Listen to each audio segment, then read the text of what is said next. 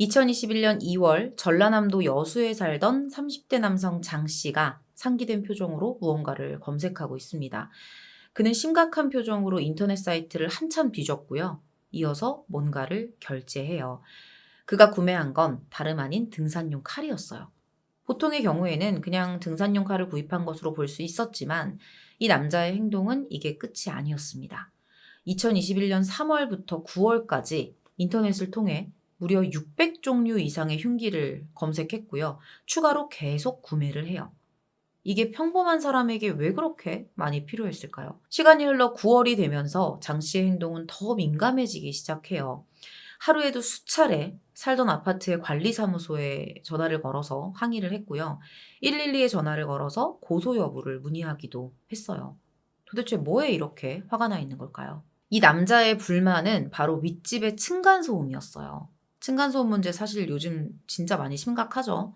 이거 당해보지 않은 사람은 모른다고 할 정도로 한번 스트레스를 받기 시작하면 지옥을 경험한다고들 하거든요. 저하고 되게 친한 언니가 있는데 최근에 만났어요. 근데 층간소음 때문에 너무 스트레스를 받아서 약까지 지어 먹는다고 하더라고요. 자, 그러면 장 씨는 층간소음의 피해자인 걸까요? 그런데 장 씨의 행동을 보면 보통의 층간소음 피해자하고는 뭔가 좀 다릅니다. 자신의 어머니에게 녹음 파일을 보낸 게 있었는데 내용이 좀 이상했어요. 스스로 자기 집에서 어떤 물체를 두드리거나 TV를 켜고 음량을 높이는 소리를 녹음해서 이거를 위층 소음이라는 제목의 파일로 만들어서 엄마에게 보낸 거예요. 보통은 윗집에서 소음이 발생했으면 그 소리를 녹음하는 게 맞잖아요. 그런데 이 남자는 윗집의 소음에 대항한다면서 자신이 만들어낸 소리를 녹음했다는 거죠. 더 이상한 건 따로 있었습니다. 장 씨가 어머니에게 남긴 문자 내용이에요. 녹음 파일을 보내면서 이런 문자를 보내요. 윗집 사람들을 쪼개버리고 싶다. 이 정도면 극도의 증오심까지 갔다고 볼 수 있죠. 도대체 어디에서 어떻게 시작된 소음이 이런 증오심을 표출하는 상황까지 가게 된 걸까요? 오늘 제가 준비한 사건은 전라남도 여수의 한 아파트에서 발생한 사건입니다. 준비된 내용 지금부터 전해드릴게요. 지금까지 내용을 조금 보시면 장 씨와 윗집 사이에 뭔가 층간소음으로 갈등이 있었던 걸로 보이는데 자료를 좀 찾아보니까 갈등이 시작됐다고 말하는 시점이 조금씩 달라요. 자료마다. 윗집이 이사 왔을 때, 장 씨가 혼자 살게 된 때, 혹은 사건 발생 3, 4개월 전 등등 다양하거든요. 이게 판결문에도 갈등이 시작된 정확한 시기가 기재가 되어 있지 않기 때문에 이 점은 좀 감안해서 들어주시기 바랍니다. 자, 그러면 장 씨가 극도의 분노를 표출하고 있는 이 윗집엔 누가 살고 있었을까요? 장 씨의 윗집에는 2013년 4월에 이사를 온 가족이 있었습니다. 부부와 이 아내의 부모, 그리고 10대의 두 딸들이었어요. 윗집 부부가 인근 상가에서 치킨집을 운영하고 있었는데 그러다 보니까 이제 밤늦게 퇴근하는 경우가 많잖아요. 근데 어느 때부턴가 부부가 집에 돌아와서 샤워를 하려고 하면 장 씨가 물소리가 시끄럽다면서 항의를 하기 시작한 거죠. 처음에는 이게 윗집 가족들도 어느 정도 죄송한 부분이 있을 거잖아요. 이게 늦은 시간에 사실 화장실 소음이 생각보다 크거든요. 저도 아파트에 살지만 방에서 내는 말소리는 아랫집에 잘 전달이 안 될 수도 있어요. 아파트에 따라서. 근데 화장실에서 내는 소리는 생각보다 커요. 물 내리는 소리, 물 트는 소리. 저도 사실 에어컨 때문에 여기가 되게 덥잖아요. 방송방을 제가 부부 침실에서 하려고 했었는데 부부 침실에 화장실이 있거든요. 그러면 제가 하는 모든 말소리가 두세 시간 화장실을 타고 아랫집이든 윗집이든 들어간단 말이에요. 사람들 자야 되는데. 그것 때문에 저도 여름에 굉장히 많이 덥지만 이 방에서 계속 방송을 하는 거거든요.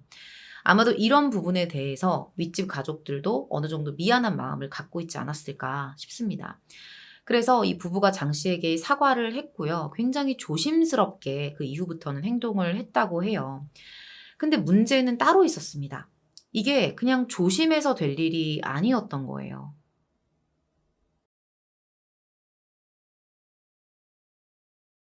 밤에는 물론 소음을 조심하면서 지냈지만 사실 낮에 청소기를 돌릴 수도 있잖아요. 근데 그런 소음도 못 참는 거예요.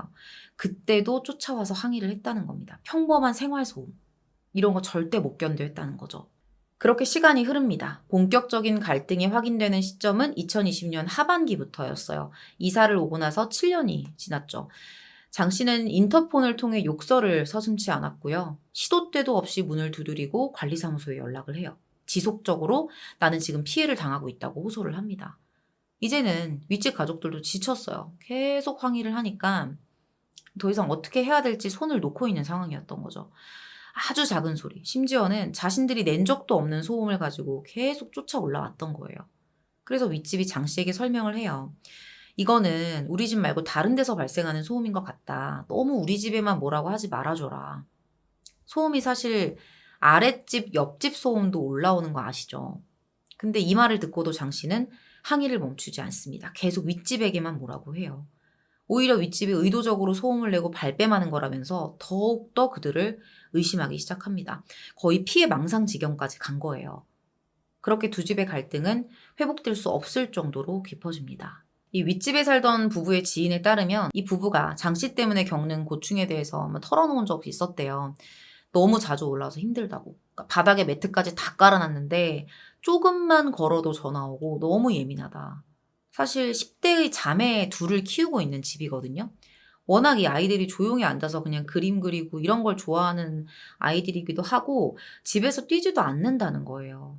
참 버티고 산 것도 대단하다는 생각이 드는데 2021년에 들어서면서 갈등이 더 심해집니다. 2월경에 윗집 현관 앞 복도에 서랍장이 하나 설치되어 있는데 누가 이거를 부숴버린 거예요. 이 가족은 장 씨를 의심했어요. 이제 정말 뭔가 폭력적인 행동을 하기 시작하는 거잖아요. 아이들도 키우고 있는데 당연히 불안했겠죠. 그래서 현관 앞에 CCTV를 설치합니다. 그리고 이런 폭력적인 모습을 보이기 시작하던 시기에 장 씨가 인터넷에서 흉기들을 검색하고 구매하기 시작했던 거예요. 이거는 뭐 검증된 내용은 아니에요. 그냥 들어주세요. 추정을 해보자면 이 서랍장이 부서지는 일이 생길 그 무렵에 뭔가 장 씨에게 트리거가 있지 않았을까 이런 생각을 좀 해봐요. 서랍장이 부서진 게 2021년 2월 18일이었거든요. 그리고 장 씨가 등산용 칼을 구매한 게 6일 뒤인 2월 24일이었어요. 이후에 장 씨는 6개월 동안 무려 진짜 소름. 600여 종류의 흉기를 검색합니다. 사실 뭐 8년 정도 윗집 아랫집으로 살았단 말이에요. 근데 딱 이 시기부터 흉기를 구매한 걸 보면 뭔가 일이 따로 있었던 것으로 보이고 무언가가 본인에게 트리거가 되지 않았을까라는 추측을 한번 해봅니다. 2021년 9월 17일 사건 발생 일주일 전이에요. 이때 장 씨의 분노는 완전 극에 달해 있는 상태였어요. 새벽 2시와 저녁 6시에 관리사무소에 전화를 걸어서 항의를 하기 시작해요. 이거 진짜 관리사무소도 너무 힘들었을 것 같아요. 그리고 저녁 7시경에는 112에 전화를 걸어서 층간소음을 고소할 수 있는지 이런 걸 물어봐요. 그리고 저녁 8시가 넘어서는 어머니에게, 앞서 언급했던 그 어머니에게 자기가 만들었던 그 소음이 기록된 녹음 파일과 살인 충동에 대한 문자를 보냅니다. 위험했어요. 모든 게 너무나 위험했습니다. 그러다가 결국 9월 26일에 사건이 발생하게 된 거죠. 9월 26일 저녁 11시가 넘을 무렵에 장 씨가 또 어떤 소리를 듣고 화가 난 거예요. 그래서 인터폰으로 윗집에 연락을 한 거죠. 부부는 당시에 또 코로나 때문에 10시에 영업을 종료하고 집에 와 있는 상황이었거든요. 취침 준비를 하다가 이제 인터폰을 받게 된 거예요. 되게 많이 참았을 거예요, 이 부부가. 스트레스도 되게 심했을 거고요. 코로나이기도 하고. 그래서 장 씨 인터폰을 받자마자 아니 또 시작이냐 이렇게 말을 했거든요. 근데 장 씨가 이 말에 폭발한 거예요. 너 지금 당장 나랑 만나자 내려와라. 그렇게 말을 합니다. 그래 놓고 그동안 본인이 차곡차곡 준비했던 것들을 실행하기 시작해요. 윗집 가족을 다 죽여야겠다고 이미 마음을 먹었습니다. 어떻게 보면 그날이 오늘이다 이런 식이었겠죠. 준비는 다 하고 있었고 그래 오늘이 디데이다 이렇게 생각을 했을 거예요. 장 씨는 오른손에 목장갑을 착용했고요. 흔히 여러분 아실지 모르겠는데 마체테라고 불리는 정글도 총 길이가 65cm예요. 이걸 집어듭니다. 그리고 등산용 칼을 상의 주머니에 집어넣고 계단을 통해 윗층, 9층으로 올라가요. 0시 24분경 자정이 넘었죠. 장 씨는 계단을 올라가서 9층 계단 입구를 서성거립니다.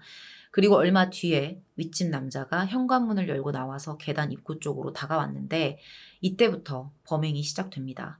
장 씨는 왼손을 뻗어서 윗집 남자를 붙잡고 무자비하게 정글도를 휘두릅니다. 갑작스러운 공격에 몸싸움이 벌어졌고요. 윗집 남자가 강하게 저항하자 장 씨는 상의 주머니에서 등산용 칼을 꺼내서 왼쪽 어깨와 양쪽 옆구리를 수차례 공격합니다. 이게 무슨 일이에요, 진짜. 윗집 남자는 그대로 바닥에 쓰러졌고요. 이건 정말 제가 제 입으로 말하기도 너무 힘든데 쓰러져 있는 사람의 목을 정글도로 주저없이 내리꽂습니다. 피해자는 그 자리에서 중증 경부 손상으로 사망하게 됐죠. 여기서 멈추지 않았어요. 장 씨는 현관문을 통해 윗집으로 걸어 들어가기 시작합니다.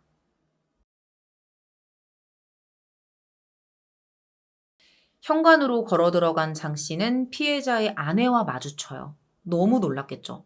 피해자의 아내가 화장실과 거실 쪽으로 도망을 쳤는데 장 씨가 그런 그녀에게 달려들어 똑같이 정글도를 휘두릅니다. 부모님하고 같이 살고 있었잖아요. 이 아내의 부모님과 같이 살고 있었는데 그래서 이 아내분이 막 도망을 치면서 엄마 하고 막 부르면서 부모님 방문을 열고 쓰러졌어요. 그 뒤로 장 씨가 다가와서 말을 들어야지 XX야 라고 말하면서 그녀의 머리를 또다시 내리칩니다. 그리고는 쓰러진 여성의 머리채를 붙잡고 부엌 쪽으로 끌고 왔고요. 그 자리에서 살해합니다. 어느 정도로 공격을 했냐면 이 여성분의 사인이 중증 뇌손상, 길이 14cm에 깊이 7cm였고요. 두개골도 절단된 그 정도로 심하게 공격을 했었어요. 장 씨는 이에 그치지 않았고요. 여성의 부모님도 살해하기로 마음먹습니다. 노부부에게 달려들어서 똑같이 정글도를 휘둘렀고요. 공격을 당한 여성의 어머니는 두개골이 파열되고 왼팔이 절단됩니다. 여성의 아버지는 강하게 저항을 했거든요. 그러니까 얘가 다시 복도로 나가서 이 시신 옆에 있었던 등산용 칼을 집어들고 집에 와서 여성의 아버지를 공격해요. 이렇게 노부부까지 쓰러지게 됐죠. 자, 장 씨가 현장을 떠나려고 하는데요. 그때 여성의 아버지가 112에 신고를 하는 소리를 듣게 돼요. 사망하지 않았던 거예요. 그래서 이놈이 이 소리를 듣고 또 머리가 돈 거죠. 다시 방으로 들어갑니다. 그러더니 사람이 말을 하면 이라고 중얼거리면서 여성의 아버지의 쇄골 부위를 정글도로 수차례 내리치고 현장을 떠나요. 정말 불행 중에 다행인 건 이 노부부는 다행히 생명에는 지장이 없었다는 거예요. 병원으로 바로 후송이 됐거든요. 자, 그러면 가장 걱정되는 게 10대의 어린 두 자녀가 있었잖아요. 어떻게 됐을까요? 당시 방에서 이 두 아이가 같이 잠을 자고 있었는데요. 밖에서 이제 우당탕 소리가 나는 걸 듣고 깬 거예요. 그래서 바로 문을 잠그고 숨죽이고 있었다고 합니다. 얼마나 무서웠겠어요. 끔찍한 살인극을 벌인 장 씨는 집으로 돌아와서 스스로 112에 전화를 걸어 자신의 범행을 알립니다. 여기서 자수라는 표현을 쓰지 않은 건 이후에 재판에서 자수 인정 여부에 대한 다툼이 좀 있었기 때문인데 이건 제가 뒷부분 재판 내용에서 한번 설명을 드릴게요. 장 씨는 현장에 도착한 경찰관에 의해 현행범으로 체포가 됩니다. 현장이 너무나도 참혹한 상태였어요. 범행 수법이 그 정도로 잔인했다는 뜻이겠죠. 오죽하면 출동했던 소방관 대원들이 PTSD를 겪을 정도였다고 하니까요. 정말 심했던 것 같습니다. 이 충격적인 사건은 언론에 계속해서 보도가 됐고요. 이어서 피의자 장 씨에 대한 정보도 알려지기 시작합니다. 장 씨는 2013년에 어머니와 함께 사건이 벌어진 이 아파트로 이사를 왔었어요. 2018년까지 어머니하고 함께 살았는데요. 어머니가 직장 때문에 전북 고창으로 이사를 가면서 그때부터는 혼자 이 아파트에 거주하기 시작합니다. 일정한 직업도 없었고요. 일용직 생활을 하면서 그렇게 하루하루 벌어서 살던 사람이었습니다. 평소에 뭐 친하게 지내는 지인이나 이웃도 없었고요. 딱 교류하는 사람이라고 하면 모친과 외국인 여자친구가 있었다고 하는데 이 두 사람밖에는 없었습니다. 수사 초기에 경찰 관계자는 일용직으로 일하던 장 씨가 아침 일찍 일을 나가야 되잖아요. 그래서 잠을 청했는데 이 윗집에선 또 늦게 씻으니까 이런 층간소음 때문에 잠을 못 자고 모발적으로 범행을 한 것으로 보인다라고 처음엔 그렇게 얘기를 했는데요. 이후에 계획적이라는 부분은 다 밝혀졌죠. 미리 검색하고 흉기를 준비했던 것들도 있었고요. 그리고 또 장 씨 스스로 계획적인 범행을 인정하기도 했습니다. 사실 뭐 인정이라는 말도 쓰기가 싫은데 조금만 털면 다 나오는 내용이니까요. 경찰은 평소 장 씨가 일을 마치면 집으로 돌아와서 혼자 생활했고 사람들도 만나지 않았고 대화도 하지 않은 전형적인 은둔형 외톨이라고 하죠. 이렇게 발표를 했고요. 내성적이고 각종 환경에 민감한 성격으로 보인다라고 밝혔어요. 당시에 이제 범죄심리 분석관이 3차례 심리조사를 했는데요. 그때도 내성적인 은둔형 성격으로 판단이 되었다고 합니다. 장 씨는 경찰 조사 과정에서 피해자들이 의도적으로 소음을 발생시키는 것이라고 계속 이야기를 했고요. 피해자들이 자신을 감시하고 괴롭힌다, 이런 말을 하면서 계속해서 망상적인 증상을 보이기도 했어요. 검사는 사형을 구형합니다. 치밀한 계획 범행, 한치의 망설임 없음, 소음의 정확한 사실관계를 확인하지 않고 극단적인 범행을 저지름, 이게 이유였습니다. 장 씨 측은 심신미약 상태를 주장했고요. 범행 직후에 자수를 했으니 참작해 줄 것을 주장합니다. 앞에서 피해자들이 의도적으로 소음을 발생시킨다, 얘네들이 나를 괴롭힌다, 감시한다, 이것도 심신미약 주장하려고 쇼한 거일 수도 있어요. 그리고 심신미약 치고는 너무 오래전부터 흉기를 너무나도 자세히도 조사하고 준비를 했죠. 거의 집착적으로. 1심 재판부는 장 씨의 주장을 받아들이지 않습니다. 심신미약, 자수 모두 인정하지 않은 거예요. 일단은 살해된 여성의 아버지가 장 씨보다 먼저 경찰에 신고를 했었고, 살아남은 피해자들이 장 씨의 신상을 이미 알고 있었기 때문에 굳이 자수를 안 했어도 체포될 가능성이 높았다는 거죠. 진짜 악한 게 피해자 아버지가 경찰에 신고한 걸 알고 있으면서도 자수 쇼를 한 거예요. 어차피 경찰은 오는 거였는데. 그러니까 이거를 사실 자수로 본다는 게 말이 안 된다는 거죠. 앞서 말씀드린 게 이런 내용들이었습니다. 1심 재판부는 장 씨에게 무기징역을 선고했고요. 위치 추적 전자장치 부착 20년을 명령합니다. 양측 모두 항소했지만 항소는 기각됐고요. 그렇게 형이 확정이 됐죠. 장 씨는 상고를 포기하고 수감이 됩니다. 아시다시피 코로나 이후에 층간소음 문제가 진짜 폭발적으로 늘었어요. 근데 이게 공권력을 개입하거나 제도를 통해서 층간소음 분쟁을 해결하는 게 되게 어려워요. 현행법상 층간소음을 처벌할 수 있는 유일한 근거라고 한다면 경범죄 처벌법상 인근소란죄인데요. 이것도 소음의 정도나 고의성을 입증을 해야 되는데 그게 어려운 거잖아요. 그래서 사실상 처벌도 어렵다고 합니다.